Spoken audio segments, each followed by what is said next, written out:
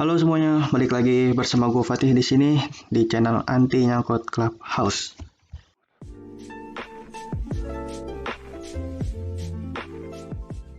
Ya dari gue ini udah lama banget gak bikin video ya, sekitar udah 1 bulan yang lalu. Ya gue mohon maaf banget ya teman-teman, karena kemarin 1 bulan kemarin gue ada kesibukan di kuliah dan kerjaan gue. Jadi belum sempat lagi untuk bikin updatean video mengenai market yang terbaru ya. Tetapi gue masih kemarin masih aktif kok untuk scalping trading dan mantau market dikit-dikit lah gitu. Oke guys, jadi sebelum kita ngebahas koin Ren dan koin Sumo, ya jadi di video ini akan gue bagi menjadi beberapa bagian pembahasan gitu. Yang pertama ya, bagaimana caranya kita supaya bisa bertahan, supaya bisa survive ya. Gimana caranya supaya kita tuh bisa tetap mendapat keuntungan, tetap mendapat profit gitu di market kripto yang bahkan lagi bearish sekarang ini. Yang lagi longsor itu, market kripto lagi longsor itu gimana gitu cara kita supaya bisa tetap profit. Nah, itu bakal gue jelasin ya. Pembahasan pertama. Terus yang kedua, nah, seperti di channel-channel YouTuber lain gitu, gue tuh sering lihat gitu di kolom komentar antara analis teknikal dan fundamentalis gitu sering berantem ya. Gue jelasin tuh kenapa mereka sering berantem, itu ada penyebabnya. Oke, terus yang ketiga itu baru penjelasan mengenai koin Ren dan koin Sumo. Oke guys. Oke, sebelumnya gue disclaimer, gue akan memakai analisa teknikal di sini ya. Yaitu analisa tarik-tarik garis gak jelas gitu buat sebagian orang ya. Tetapi padahal tarik-tarik garis yang gak jelas ini sangat berguna banget buat analisa di market bagi seorang teknikal. Jadi yang mau bahas fundamental ya, analisa fundamental ya, nanti juga gue bikinin videonya mengenai analisa fundamental. Tapi untuk sekarang gue akan jelasin pakai metode tarik-tarik garis ini dulu ya. Dan nanti akan gue jelasin bagaimana memadukan antara teknikal dan fundamental. Oke teman-teman, ini udah bisa kalian lihat ada chart Bitcoin dalam time frame 1 hari ya. Ya mungkin kalian udah sering lihat juga chart ginian di YouTuber lain ya. Tapi ini bakal gue jelasin secara lebih detail dan lebih mendalam. Oke, buat kalian yang nanya-nanya, Bang, ini Bitcoin bearish atau bullish? Waduh, baterai gue low guys. Wait bentar. Oke, ini udah gue cas ya. Jadi langsung gue jawab ya teman-teman. Ini kita pakai indikator yang simpel aja. Yang pertama kita pakai trend line gitu, nggak usah pakai indikator yang macam-macam gitu. Nah, yang simpel-simpel aja dulu ya. Ini kita pakai trend line dulu guys. Bentar. Jangan pakai trend line yang ini, pakai trend line yang sudut ya. Di sini trend angel. Nih, ini trend line. Terus tarik kepala sama kepala, kaki sama kaki kita tarik. Ini terlihat jelas ya teman-teman, dari trend angel itu adalah minus 20 derajat menghadap ke bawah. Ya. Dia ini udah jelas sekali menghadap ke bawah. Terus dari moving average, exponential moving average yang gue pakai di sini yang biru itu EMA 21, sedangkan yang kuning adalah EMA 50.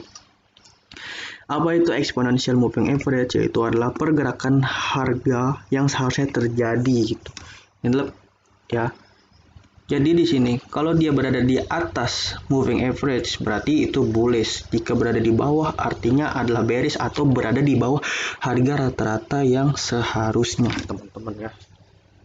Nih, kalian lihat sendiri. Ini berada di mana? Di bawah. Trendline menghadap kemana? Ke bawah. Artinya apa? Simple, langsung gua katakan bahwa ini market Bitcoin lagi bearish ya. Dan yang perlu gua tekankan adalah harga tidak mudah berbalik arah ya.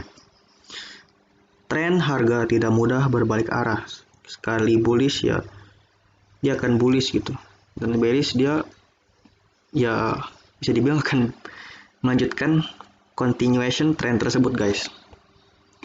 Nih, kalian lihat ya. Moving average 21 crossing moving average 50 sejak Oktober 2020 ya. Di sini Bitcoin konsisten berada di atas moving average 50 ya. Sampai sekitar April 2021, berarti itu sekitar 6 bulanan gitu. Bayangin guys. Dia konsisten berada di tren bullish selama 6 bulan. Sedangkan kita baru berada di tren bearish selama 1 bulan kurang bahkan. Ya, 1 bulan kurang baru berada di tren bearish ya, atau di bawah moving average ini. Dan kita nggak tahu akan bakal sampai mana tren ini berlanjut ya. Tetapi sekarang Bitcoin sedang ada di area konsolidasi atau area sideways. Itu area dimana harga nggak akan bergerak terlalu gimana-gimana gitu. Akan naik turun di area situ-situ aja. Itu ini adalah area supply and demand, area penawaran dan permintaan. Terus kalau gitu gimana dong bang? Kalau marketnya bearish berarti gue nggak bisa profit dong. Berarti gue nggak bisa dapat keuntungan dong dari crypto market ini. Berarti sampah dong market crypto ini. Tunggu dulu. Kalau marketnya bearish bukan berarti kalian nggak bisa dapat profit ya. Tuh, camkan ya. Walaupun marketnya turun kayak gini, kalian tetap bisa dapat profit guys. Nih, ntar gue jelasin, gue liatin di akhir ya.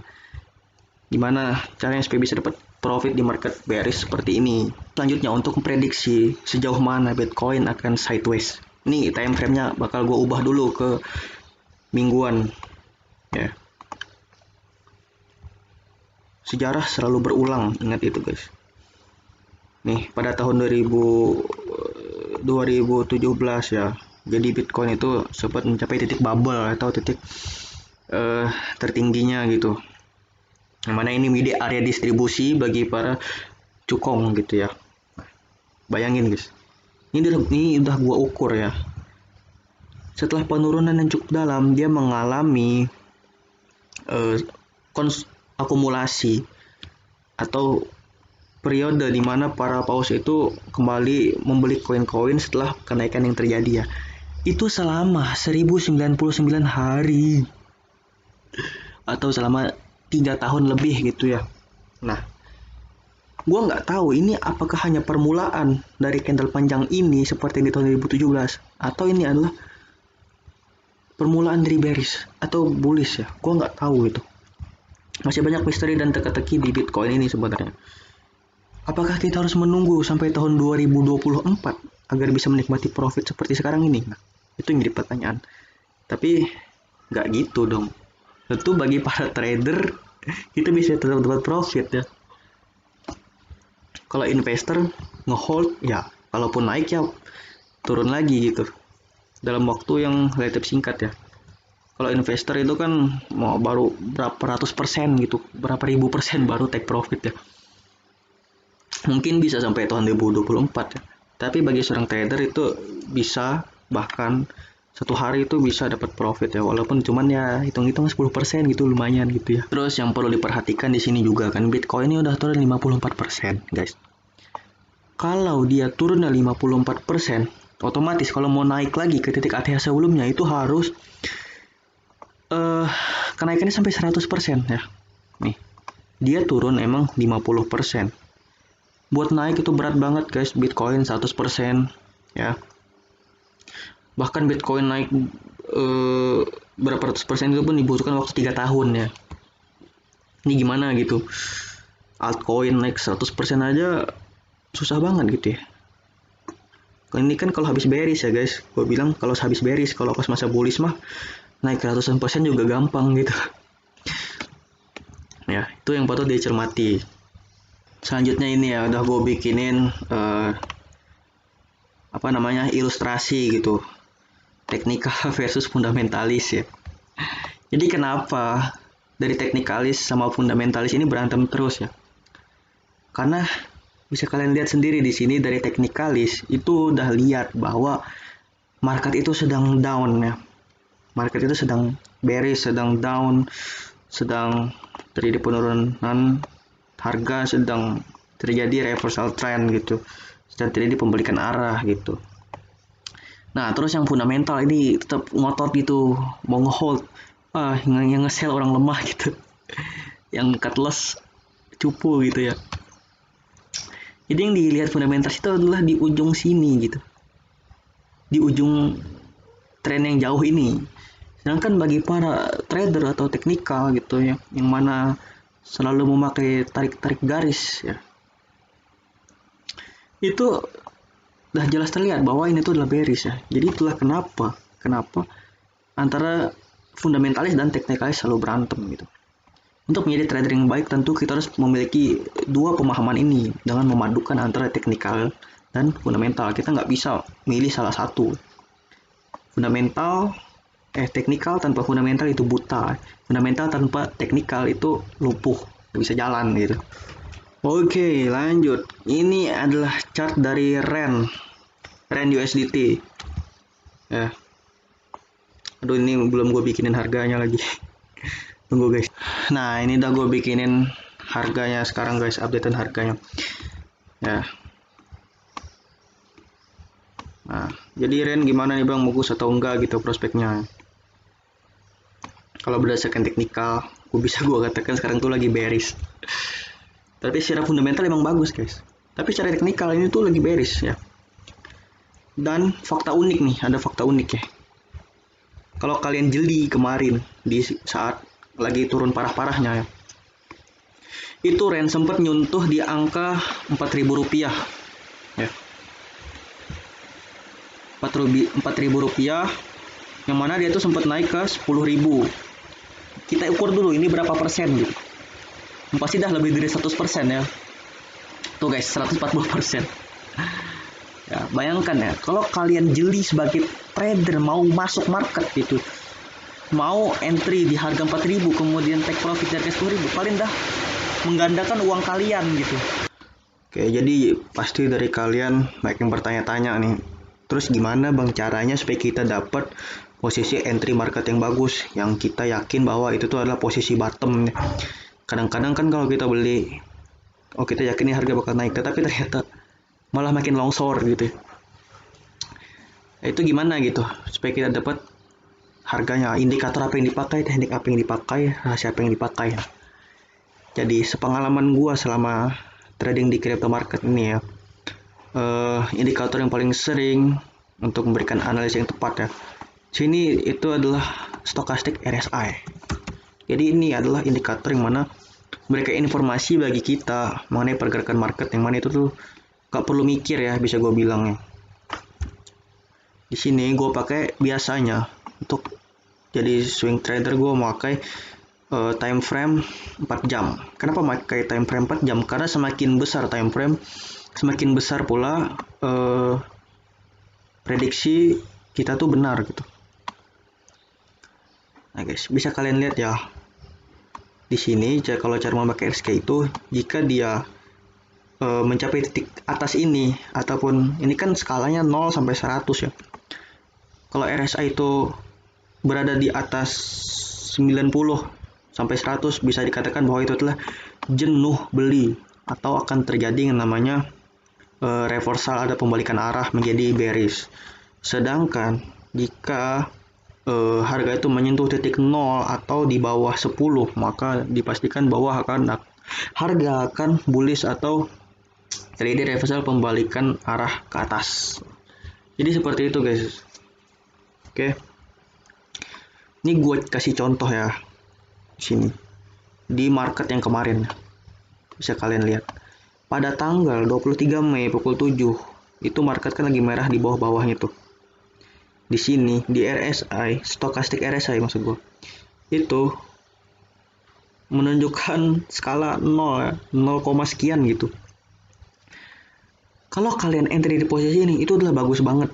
Apalagi di time frame 4 jam itu udah sangat-sangat bagus.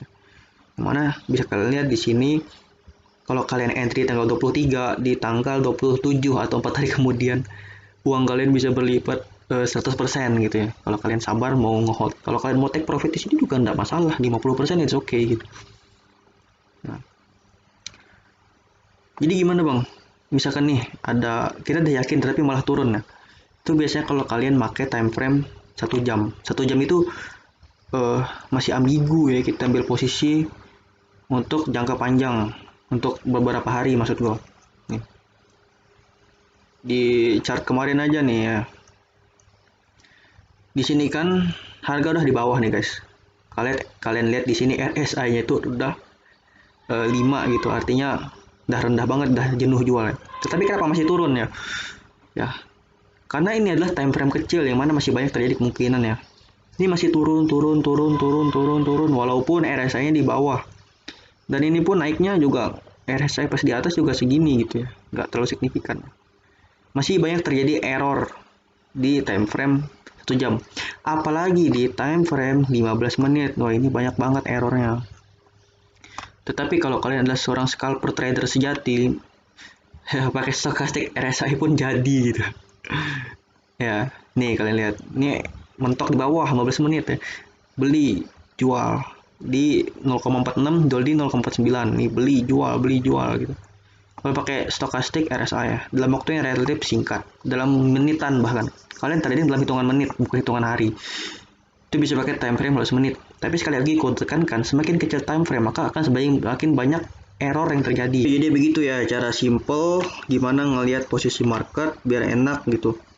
Nah, tapi kan kita nggak mesti mantau market tiap saat kan. Saran gue mantau market itu tiap 4 jam aja gitu. Kalau kalian mau jadi trader, nggak perlu mantau tiap menit, tiap detik ya.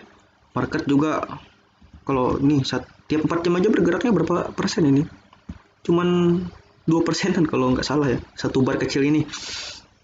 Kalian pantau pun juga nggak ada rasa gitu pergerakan market kalau kalian pantau tiap saat. Ya, cukup pantau sehari itu 3 kali, udah cukup lah gitu. Oh, supaya nggak ketinggalan momentum gitu kan.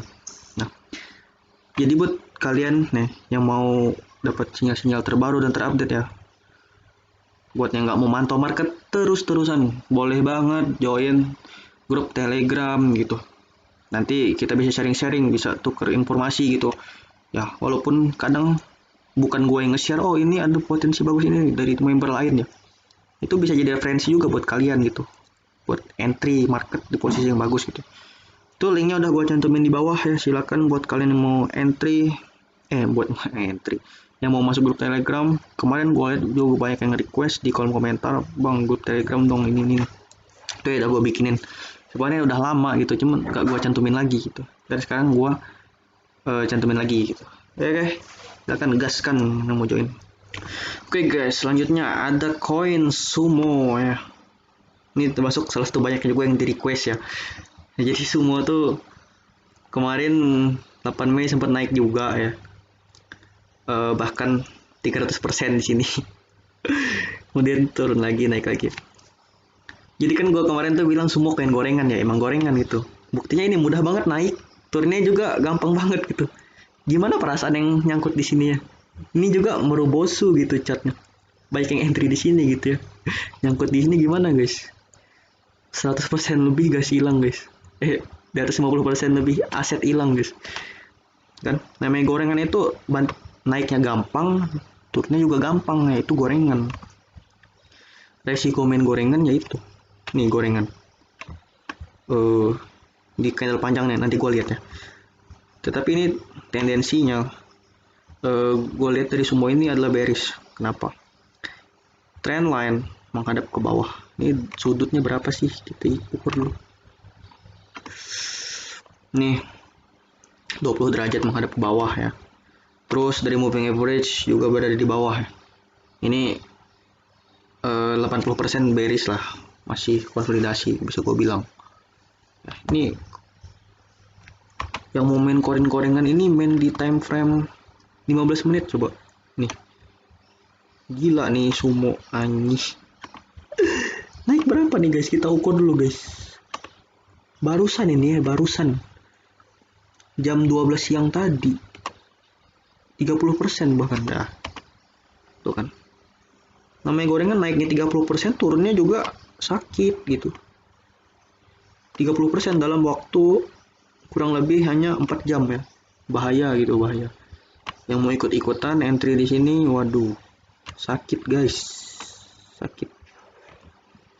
Jadi posisi bagus yang buat entry di market semua ini di mana, Bang? Saran gua yang tadi lihat stochastic RSI. Nah, ini kalian lihat posisinya di mana. Ini adalah di atas 85, artinya sedang terjadi jenuh beli. Jangan entry dulu, oke? Belilah di saat harga lagi hancur-hancurnya. Di sini misalkan. Ya. Ini tuh RSI-nya udah mentok di bawah ya. Boleh entry. Ini time frame 4 jam. Sekali lagi kalau mau main time frame 4 jam harus sabar. Kalau kalian nggak sabar boleh dimain di time frame 15 menit, tapi banyak resiko juga ya. Ini tunggu dulu sampai dia turun ya. Karena ini kan trend line-nya di sini, guys. Ini bisa aja ini mantul ke bawah gitu. Ini namanya bullish di dalam bearish. Intinya ini bukan tren, tetapi sebuah koreksi kenaikan ini. Teman-teman, jadi itu ya bacotan mengenai analisa gue di market crypto. Semoga bisa memberikan insight, memberikan pandangan yang baru bagi kalian yang bermain di market crypto ini. Oke? Dan juga semoga profit selalu. Bye-bye.